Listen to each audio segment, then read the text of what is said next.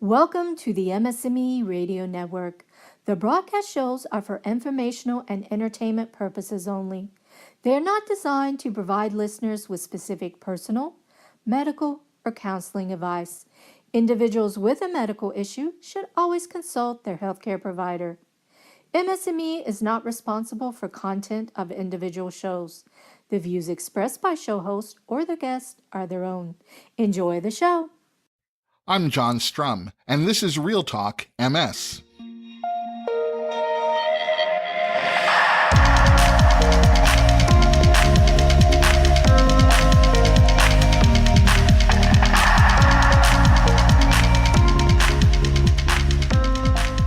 It's February 27th, and we have a lot to talk about today. This week, my guest on the podcast is Barry Talento, the Executive Vice President of Advocacy for the National Multiple Sclerosis Society.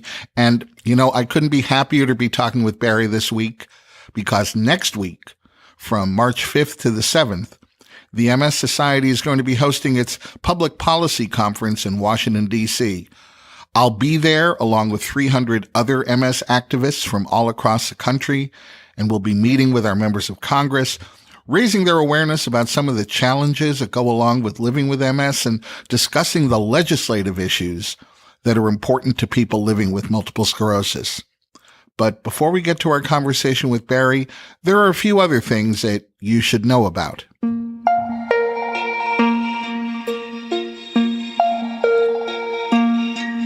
A couple of things have happened in our nation's capital over the past 2 weeks that will directly impact people in the United States who are living with MS and actually everyone else in the United States who may be disabled or have a pre-existing health condition. Now, these things didn't get that much attention in the media, but they're things you absolutely need to know about. First, the House of Representatives passed the ADA Education and Reform Act of 2017, also known as H.R. 620.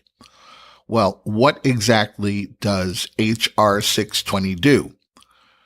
The American Civil Liberties Union says, and I'll quote now, "This bill undermines the very purpose of the landmark civil rights law, the Americans with Disabilities Act, or ADA, and harms people with disabilities." And that's the end of their quote.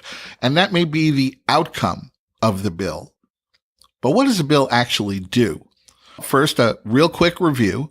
The Americans with Disabilities Act of 1990, also known as the ADA, grants civil rights to people with disabilities by ensuring that they have equal access to public places and businesses.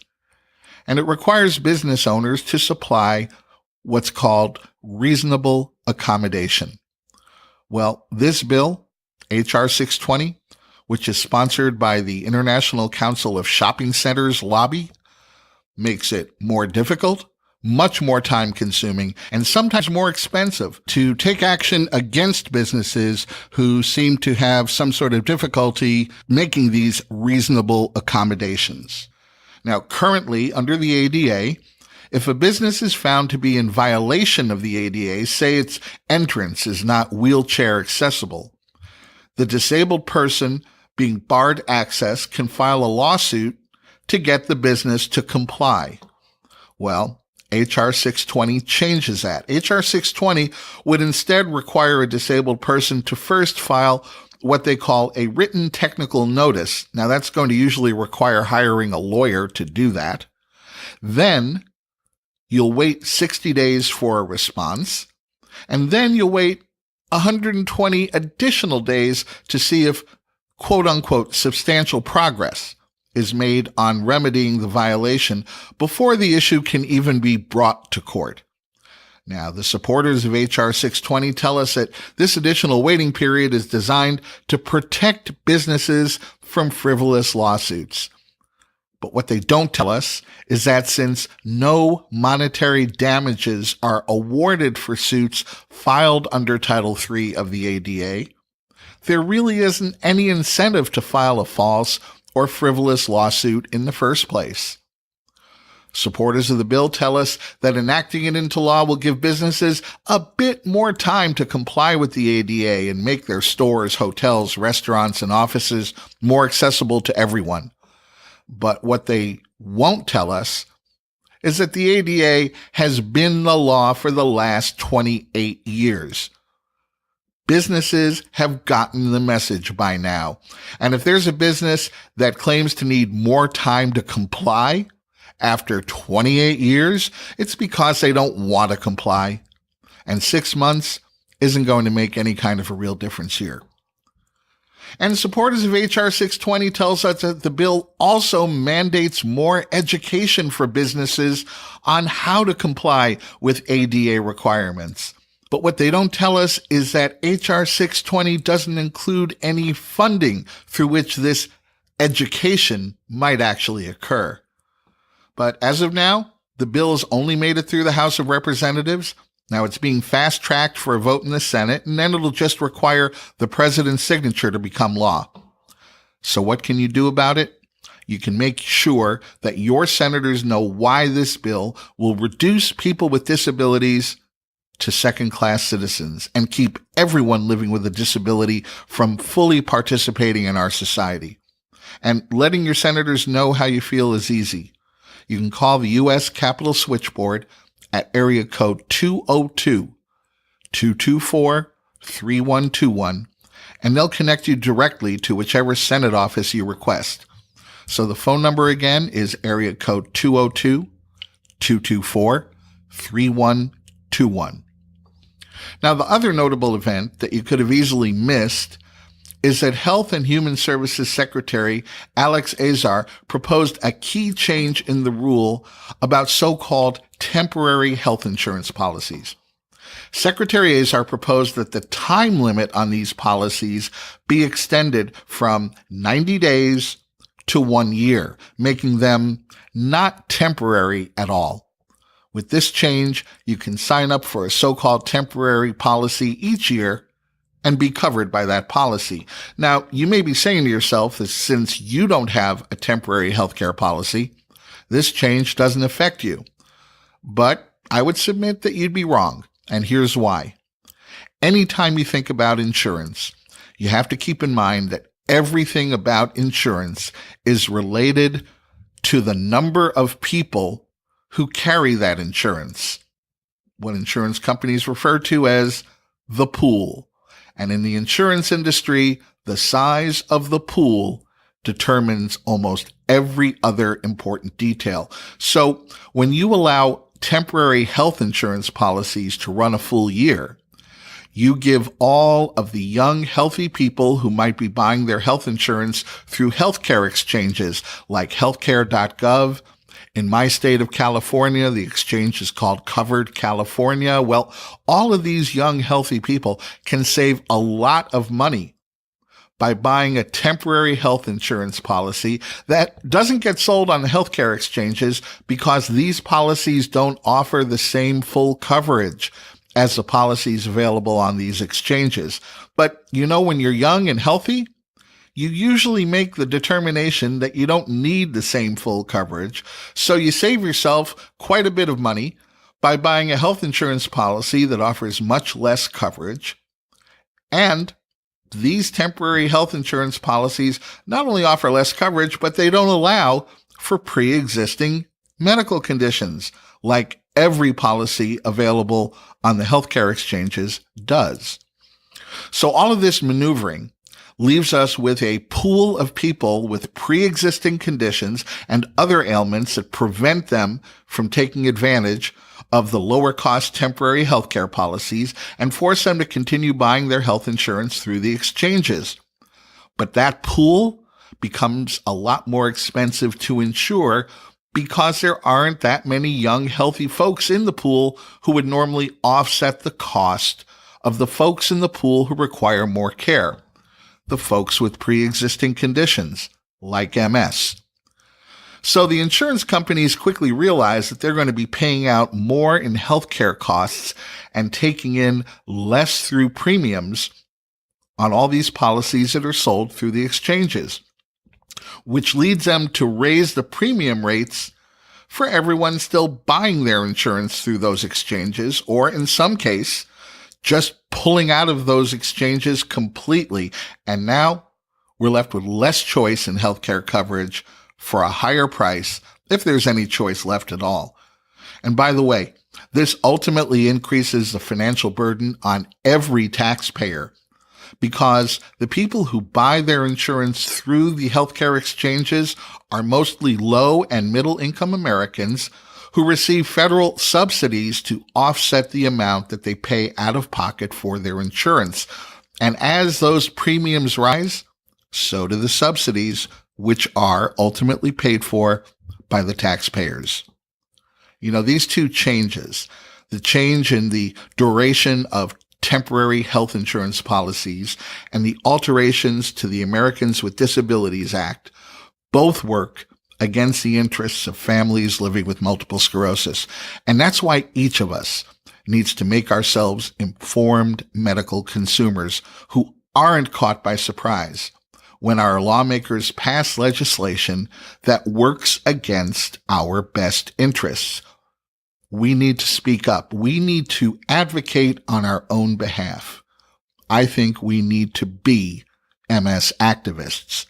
And in a moment, we'll be talking with my guest, Barry Talento, the Executive Vice President of Advocacy for the National Multiple Sclerosis Society, about what being an MS activist is all about.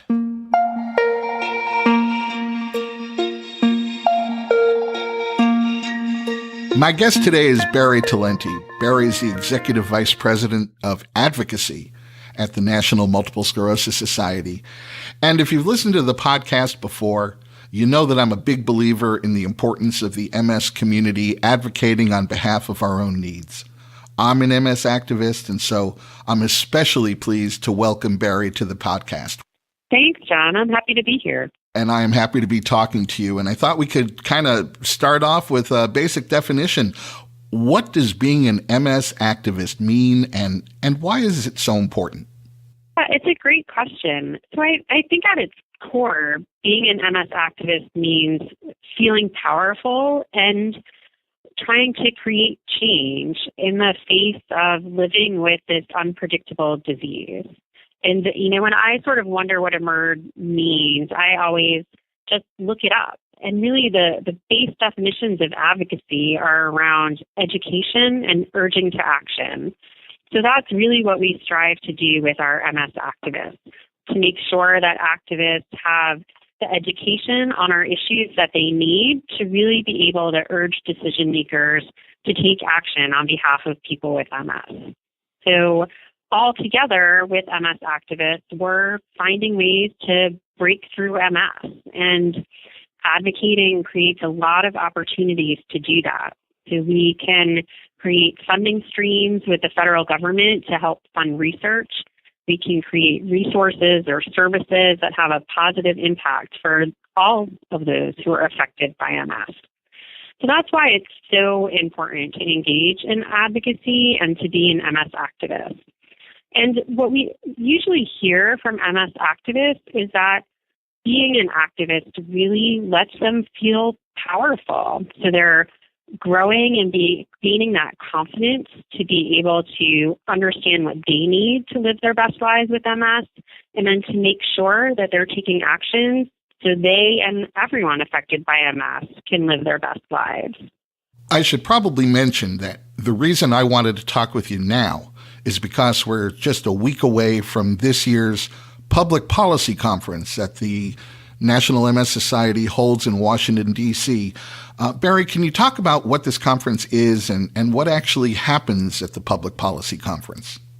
So the Public Policy Conference is an event where 300 MS activists from all across the country come to Washington, D.C., and we spend about a day and a half on education, so that education part of advocacy, to make sure that those who are attending the conference are comfortable talking about our priority issues, to make sure that they understand how to best frame the conversation to have influence with an elected official or their staff. And then the Public Policy Conference culminates with a day on the Hill. So all 300 MS activists go to Capitol Hill to visit with their direct elected officials to talk about our policy priorities and to urge members of Congress to take action on them.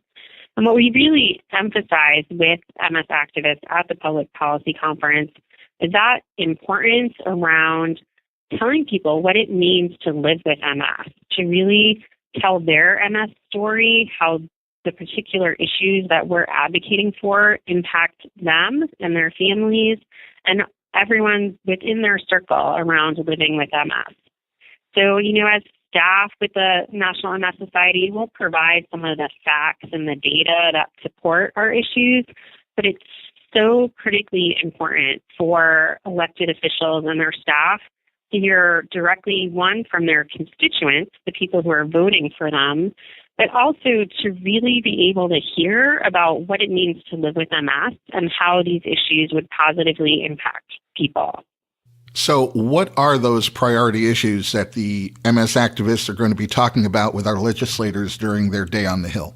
We have a number of issues that we'll be advocating for at the Public Policy Conference. And so the first bucket of issues is around funding for MS research. So that's, one of the core ways that together we're going to break through MS and find those answers for people and ultimately move towards a world free of MS. So we have a few issue areas that we work on within research funding. And so first, we'll advocate, along with many other organizations, for increased funding for the National Institutes of Health. And the NIH, as it's referred to, is really where a lot of the basic research in our country happens.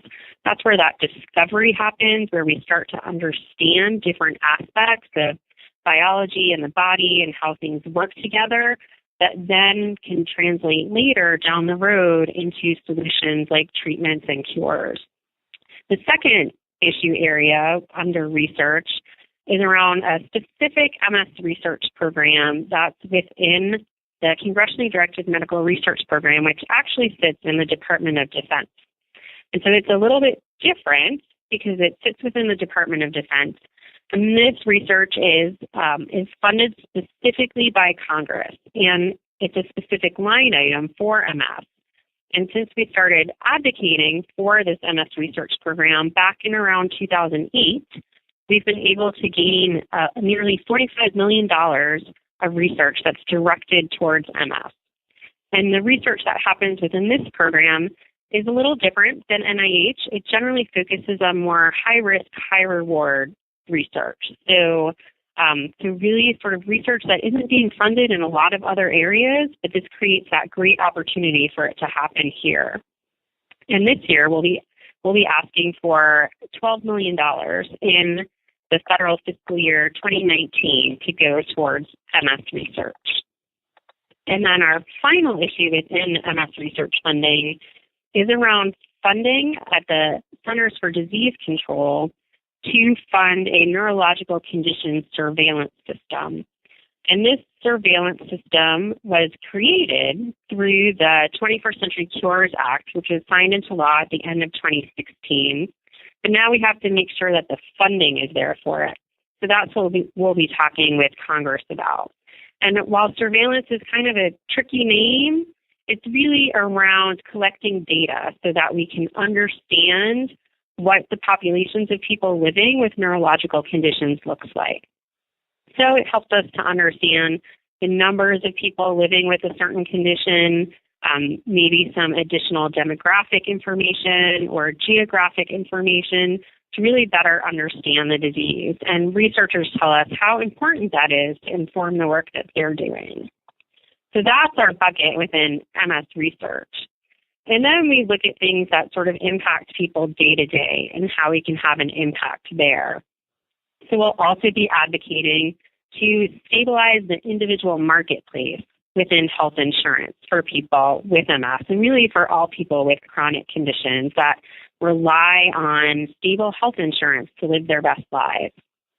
So there's been a lot of conversation and a lot of activity over the past few years around the Affordable Care Act. And there have been some changes to it recently. And what we're advocating for is to stabilize the marketplace.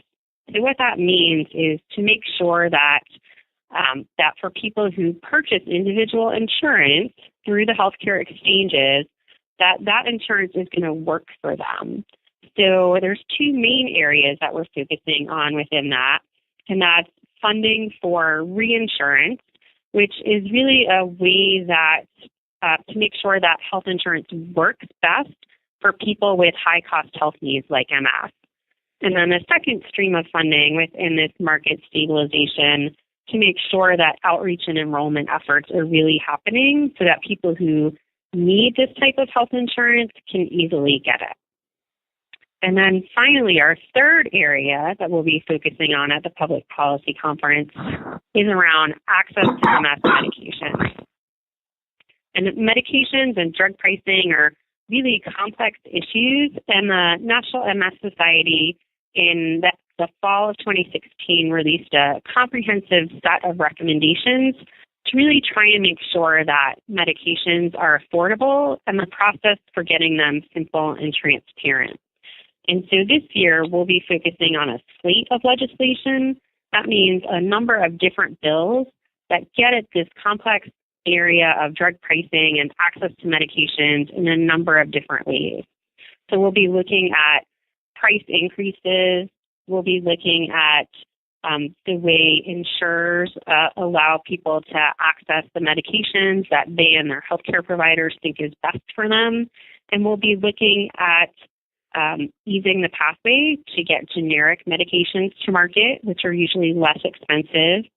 And finally, we're also looking at pharmacy benefit managers, which play an important role in between the insurer and the pharmaceutical manufacturer of making sure that medications get to the people who need them. So really complex issues, and we're looking at a number of different ways to try and address it because we think that's where the best solutions will come from. Well, full disclosure, I attended the Public Policy Conference last year, and I'm looking forward to participating again this year. And, you know, as you mentioned a minute ago, Barry, I have to say that I found the act of advocacy to be incredibly empowering. And I know that a lot of the other attendees that I talked to had the same kind of experience. I'm wondering, what do you see as some of the other takeaways for the 300 attendees of this year's conference? Well, one of the takeaways that we hope people leave with the Public Policy Conference with is, one, that advocacy is generally easy to do. That really, again, at its core, it's about telling your personal story, raising awareness, and asking someone to do something. So if people walk away with that, then they're more likely to keep engaged over the future. And that's really what one of our goals is as well, is to make sure that people have what they need to stay engaged through a long period of time. Our political process and legislative process often move rather slowly. And while the Public Policy Conference gives us a lot of momentum by having, more than 400 conversations with elected officials in that one day, we need to keep that happening over a long period of time to make sure that our members of Congress take action. So we want people to walk away with the confidence and the knowledge that they need to stay engaged long after they leave D.C.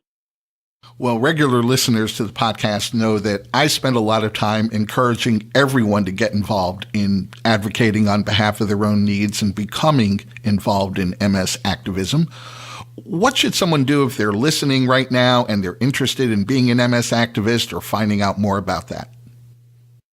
Well, of course, continuing to listen to John and his podcast is a great source of information, but there's a number of other ways to get engaged, and you can find a lot of information on the Society's website under the Get Involved section.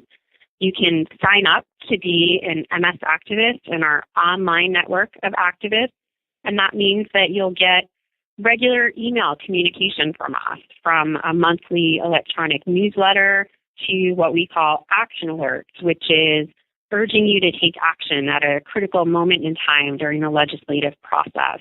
And you can find out how to sign up for that under that Getting Involved section of the Society's website. You can also follow the Society's advocacy work on Twitter at MS Activist. And anyone can reach out to me as well. I'm pretty easy to find out there through the Society website or Twitter or LinkedIn. And finally, we have a separate email account also that's msactivist@nmss.org that people can contact if they want to get involved. And we're always looking for people who are willing to share their personal story and particularly how a particular policy issue may impact them. So, for example, we talked about drug prices and access to medication. So if there's someone out there who's seen their medication costs increase over time and is struggling with being able to get the medication that they need, that is something that we want to hear about, both because we want to find ways to help, but also because then we can figure out how to turn that story into action for elected officials. I think there's a really powerful and important dynamic that gets created here when someone makes a choice to get involved in activism. There are so many aspects of living with multiple sclerosis that are beyond our control. Frankly, maybe the worst part of it is never knowing which symptom you're going to wake up with tomorrow or how that symptom may impact your quality of life. But the great thing about becoming an MS activist is that is 100% within our control. That's our ability to choose to step up, to choose to share our stories, to go ahead and take the next step in getting involved and helping to change the conversation that our decision makers are having about the issues that impact us every single day.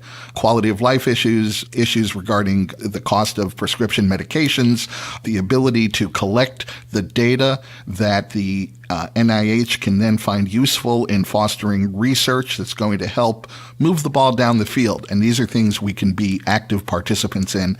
And I think that is just another really important aspect of making the choice to get involved and become an MS activist. Barry, I am really looking forward to spending some time with you and all of the other MS activists at the National MS Society's Public Policy Conference that gets underway in Washington, D.C. on March 5th. Barry Talento, thanks for joining us today. Thank you so much, John. And for those who aren't at the Public Policy Conference, watch out on our Facebook page. And if you're part of the Activist Network, you'll get some messages urging you to take action alongside all of those of us who are in D.C. visiting Capitol Hill on Wednesday, March 7th. That's going to wrap up this week's RealTalk MS podcast. Next week, I am really looking forward to being a part of the National MS Society's Public Policy Conference and their Day on the Hill, where we are going to have over 400 conversations with our elected officials about the issues that are going to make a difference in the quality of life for everyone living with MS. My name is John Strum. Thanks for listening, and we'll catch you next time.